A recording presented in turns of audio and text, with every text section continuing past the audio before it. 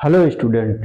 आज हम लोग जीव विज्ञान में बैक्टीरिया का लेसन पढ़ेंगे। और बैक्टीरिया क्या होते हैं, कहाँ पाए जाते हैं, किससे संबंधित है, किसने खोज की और कहाँ कहाँ ये पूरे जगह पाए जाते हैं। तो इससे हम लोग जीवाणु के बारे में पढ़ेंगे, जो बैक्टीरिया इसका टॉपिक है। तो आइए सबसे पहला पॉइंट देखते हैं यहाँ पर कि सभी जीव मोनेरा जगत के अंतर्गत आते हैं। आपको मैंने पहले बताया था कि आर.एच. बीटेकर के अनुसार पांच भागों में पूरे जीव जगत को बांटा गया है। तो जीव जगत में सबसे पहला आ रहा है मोनेरा, दूसरा आता है प्रोटिस्टा, तीसरा आता है फंजाई, चौथा आता है प्लांटी और पांचवा आता है एनिमेलिया। तो यहाँ पर हम देख सकते हैं कि मोनेरा जगत में सबसे पहला जो टॉपिक है वो है इसमें बैक्टीरिया क्या होते हैं और कैसे पाए जाते हैं। यहाँ पहला है कि सभी जीवाणु मोनेरा जगत के अंतर्गत आते हैं। यहाँ दूसरी बात है 1663 ईस्वी में हॉलैंड के निवासी एंटोनी वॉन ल्यूवेनहॉक, जिन्होंने अपने ही बनाए द्वारा सूक्ष्मदर्शी के द्वारा इन्होंने क्या देखा, जल, लार एवं दांत के खुरचे हुए मैल से इन्होंने क्या देखा, इन्होंने जीवाणुओं को देखा। यानी उन्हें अनेक सूक्ष्म जीव दिखे, बहुत सारे छोटे छोटे सूक्ष्म जीव दिखे, माइक्रो ऑर्गेनिज्म दिखे, जिसे उन्होंने कहा कि ये जीवाणु थे।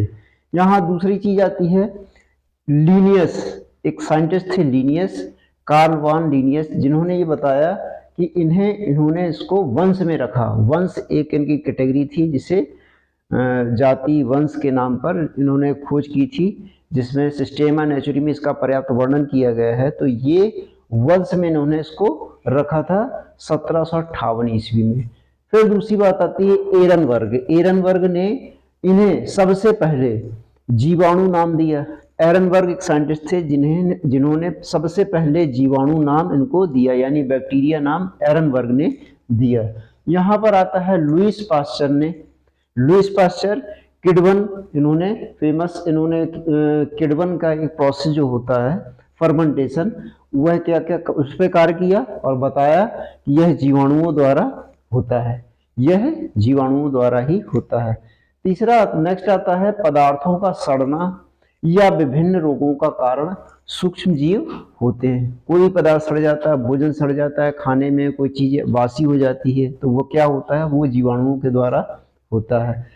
दूसरी बात आती है लुईस पास्चर ने 1865 ईस्वी में अपने कार्य के आधार पर रोगों की उत्पत्ति रोगाणुओं के द्वारा इस सिद्धांत को भी प्रतिपादित किया था कि रोगों की उत्पत्ति रोगाणुओं से हुई है और यह सूक्ष्म जीवों के कारण होती है। नंबर नेक्स्ट आता है रॉबर्ट कोच, सन 1843 से 1910।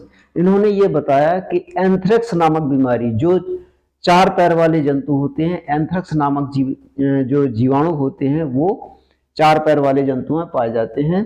और मनुष्य में 6 रोग यानी टीबी, ट्यूबरकुलोसिस यानी क्षम्य तथा हैजा का भी कारण यही जीवाणु होता है। फिर जीवाणुओं का कृत्रिम संवर्धन किया गया है इसमें, ठीक है, कृत्रिम संवर्धन इनको किया गया, कृत्रिम रूप से इनको विकसित किया जा सकता है।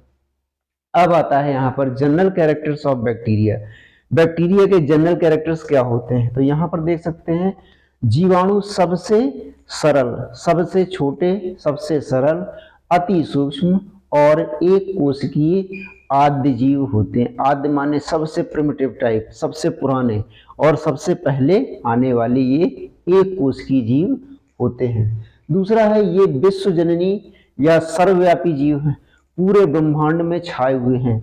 ये कहाँ कहाँ है, ये थल में, जल में, वायु में, जीवितों में, मृत में, सड़ी गली चीजों में, सभी जगह, एवरीवेयर, ये सभी जगह पाए जाते हैं और जंतुओं के बाहर, जंतुओं के अंदर भी निवास करते हैं सभी जगह। फिर नेक्स्ट आता है यहाँ ये बर्फ में भी है, गर्म जल के झरनों में भी हैं, यानी 80 डिग्री सेंटीग्रेड तक के तापमान में ये पाए जाते हैं।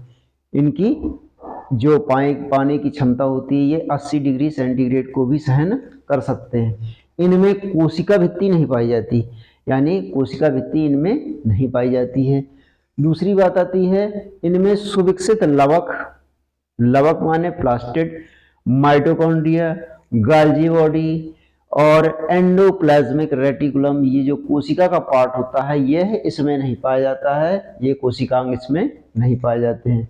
फिर आता है जीवाणु कोशिका, प्रोकैरियोटिक कोशिका कहलाती है। और प्रोकैरियोटिक कोशिका सबसे आद्य कोशिका है, जो सबसे प्रिमिटिव टाइप होती है, सबसे पहले बनने वाली कोशिका को हम लोग क्या कहते हैं, ये कहते हैं प्रोकैरियोटिक कोशिका। इसमें कोई भी कोशिकांग पूर्ण नहीं होता है। यहाँ पर देख सकते हैं इनका आकार यहाँ देख सकते हैं कि 2 से 5 माइक्रोन तक, जो सामान्य से माइक्रो ऑर्गेनिज्म होते हैं, जीवाणु होते हैं, 2 से 5 माइक्रोन तक होते हैं और कुछ जीवाणु 60 माइक्रोन तक बड़े होते हैं। इसमें से 1 माइक्रोन इक्वल टू होता है 0.001 मिलीमीटर के बराबर होता है। अब यहाँ हम देख सकते हैं सबसे कम लंबाई का जो जीवाणु होता है उसका नाम होता है डाई एलिस्टर न्यूमोसिंटीज। डाई एलिस्टर न्यूमोसिंटीज नामक जीवाणु जो होता है वह सबसे छोटा होता है। और अधिकतम लंबाई का जो जीवाणु होता है, यहाँ अधिकतम लंबाई का जीवाणु जो 15 माइक्रोन का होता है, 15 माइक्रोन का होता है, उसे कहते हैं स्पाइरलम वाल्यूटेंस। स्पाइरलम वाल्यूटेंस जो सबसे बड़ा जीवाणु होता है। तो ये रही आज का टॉपिक। तो ये जीवाणु से संबंधित होता है।